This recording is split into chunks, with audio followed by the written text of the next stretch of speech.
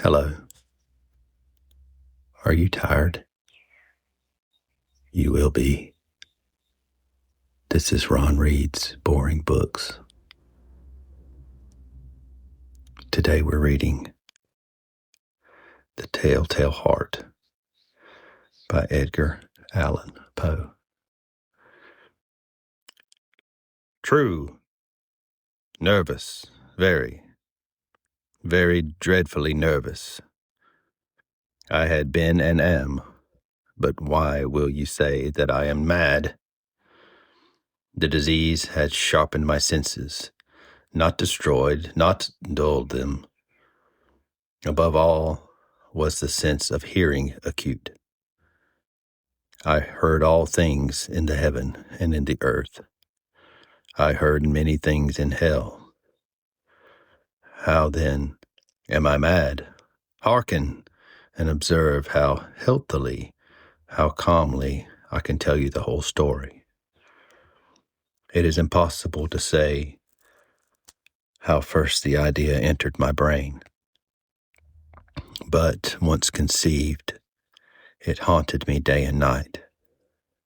Object there was none. Passion there was none. I loved the old man. He had never wronged me. He had never given me insult. For his gold I had no desire. I think it was his eye. Yes, it was this. He had the eye of a vulture, a pale blue eye with a film over it. Whenever it fell upon me, my blood ran cold, and so by degrees, very gradually, I made up my mind to take the life of the old man, and thus rid myself of the eye forever. Now, this is the point. You fancy me mad. Madmen know nothing, but you should have seen me. You should have seen how wisely I proceeded, with what caution, with what foresight, with what dissimulation I went to work. I was never kinder to the old man than during the whole week before I killed him. And every night about midnight, I turned the latch of his door and opened it, oh, so gently. And then, when I had made an opening sufficient for my head, I put in a dark lantern, all closed, that no light shone out. And then I thrust in my head. Oh, you would have laughed to see how cunningly I thrust it in. I moved it slowly, very, very slowly, so that I might not disturb the old man's sleep. It took me an hour to place my whole head within the opening, so far that I could see him as he lay upon his bed. Ha! Would a madman had been so wise as this? And then when my head was well in the room, I undid the lantern cautiously. Oh, so cautiously, for the hinges creaked. I undid it just so much that a single thin ray fell upon the vulture eye. And this I did for 7 long nights, every night just at midnight. But I found the eye always closed, and so it was impossible to do the work. For it was not the old man who vexed me, but his evil eye. And every morning, when the day broke, I went boldly into the chamber and spoke courageously to him, calling him by name in a hearty tone, and inquiring how he passed the night. So you see, he would have been a very profound old man, indeed, to suspect that every night, just at 12, I looked in upon him while he slept. Upon the 8th night, I was more than usually cautious in opening the door. A watch's minute hand moves more quickly than did mine. Never before that night had I felt the extent of my own powers, of my sagacity. I could scarcely contain my feelings of triumph. To think that there I was, opening the door little by little, and he did not even to dream of my secret deeds or thoughts. I fairly chuckled at the idea, and perhaps he heard me, for he moved on the bed suddenly, as if startled. Now, you may think that I drew back, but no. His room was as black as pitch, with the thick darkness, for the shutters were closed, fastened through fear of robbers. And so I knew that he could not see the opening of the door, and I kept pushing it on steadily. I had my head in, and was about to open the lantern, when my thumb slipped upon the tin fastening, and the old man sprang up in bed, crying, "Who's there?" I kept quiet and said nothing. For a whole hour I did not move a muscle, and in the meantime I did not hear him lie down. He was still sitting up in the bed listening, just as I have done, night after night, hearkening to the death watches in the wall. Presently I heard a slight groan, and I knew it was the groan of mortal terror. It was not a groan of pain or of grief. Oh, no. It was the low, stifled sound that arises from the bottom of the soul when overcharged with awe. I knew the sound well. Many a night, just at midnight when all the world slept, it has welled up from my own bosom, deepening with its dreadful echo the terrors that distracted me. I say I knew it well. I knew what the old man felt and pitied him, although I chuckled at heart. I knew that he had been lying awake ever since the first slight noise. When he had turned in the bed, his fears had been ever growing upon him.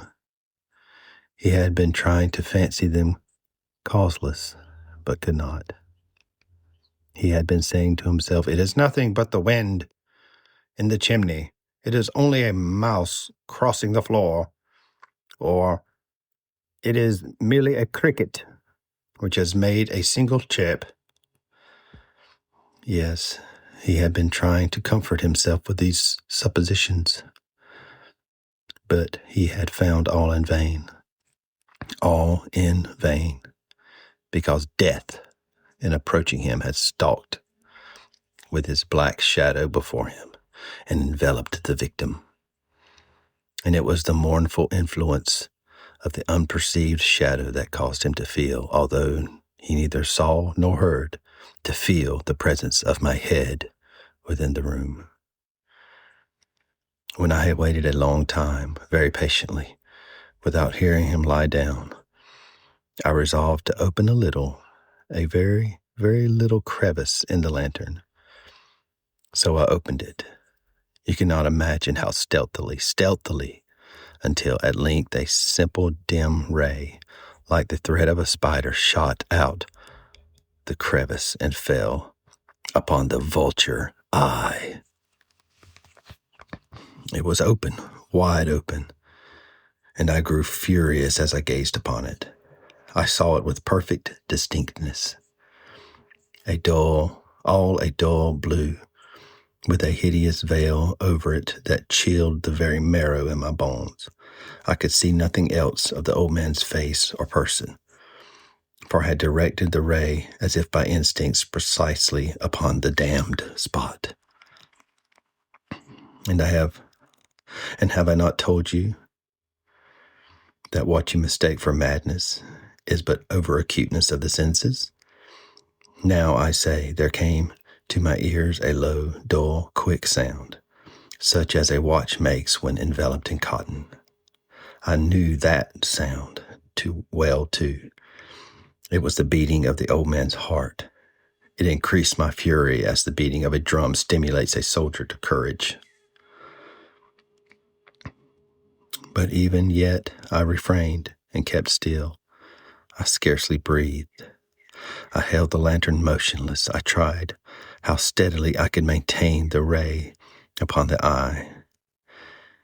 Meantime, the hellish tattoo of the heart increased. It grew quicker and quicker and louder every instant.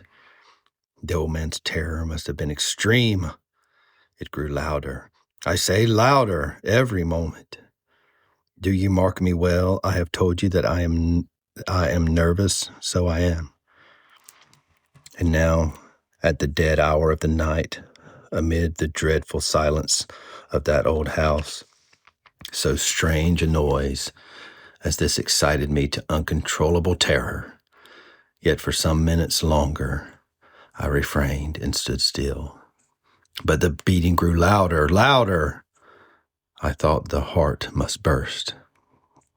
And now a new anxiety seized me. The sound will be heard by a neighbor. The old man's hour had come. With a loud yell, I threw open the lantern and leaped into the room. He shrieked once only. In an instant, I dragged him to the floor and pulled the heavy bed over him. I then smiled gaily to find the deed so far done. But for many minutes, the heart beat on the muffled,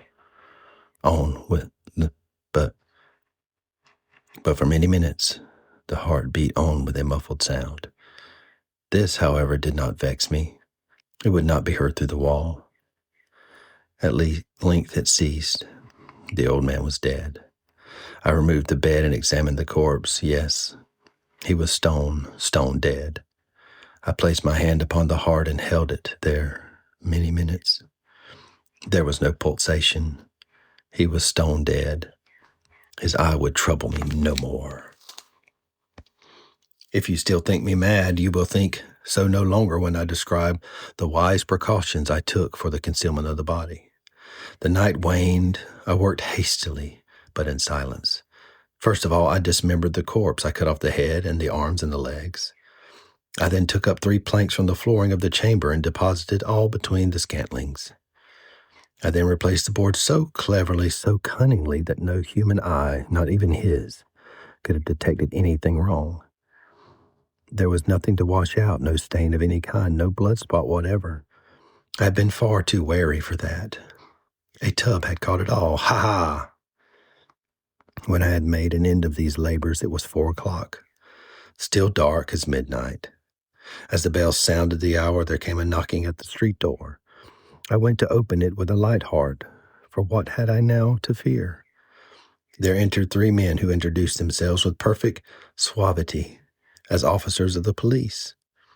A shriek had been heard by a neighbor during the night. Suspicion of foul play had been aroused.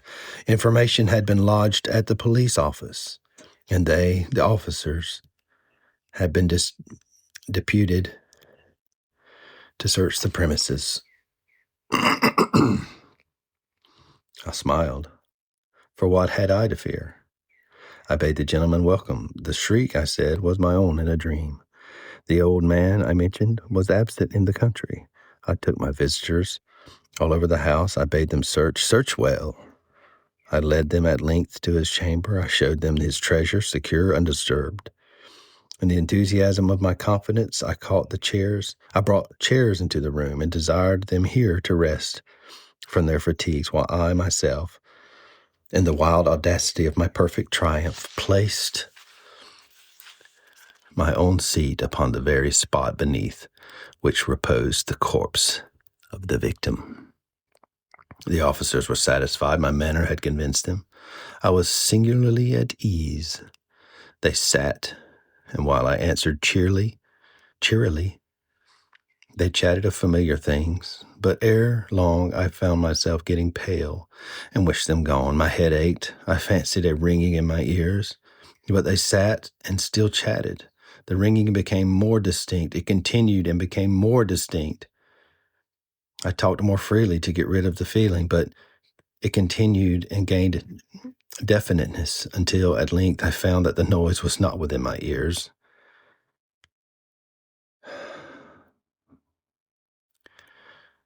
No doubt, I now grew very pale, but I talked more fluently and with a heightened voice.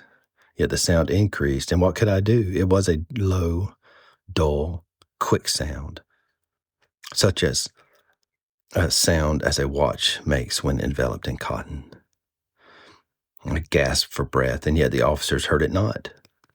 I talked more quickly, more vehemently, but the noise steadily increased. I arose and argued about trifles in a high key and with violent gesticulations, but the noise steadily increased. Why would they not be gone? I paced the floor to and fro with heavy strides, as if excited to fury by the observations of the men, but the noise steadily increased. Oh, God, what could I do? I foamed, I raved, I swore. I swung the chair upon which I had been sitting and grated upon the boards, but the noise arose over all and continually increased. It grew louder, louder, louder. Still the men chatted pleasantly and smiled. Was it possible they heard not?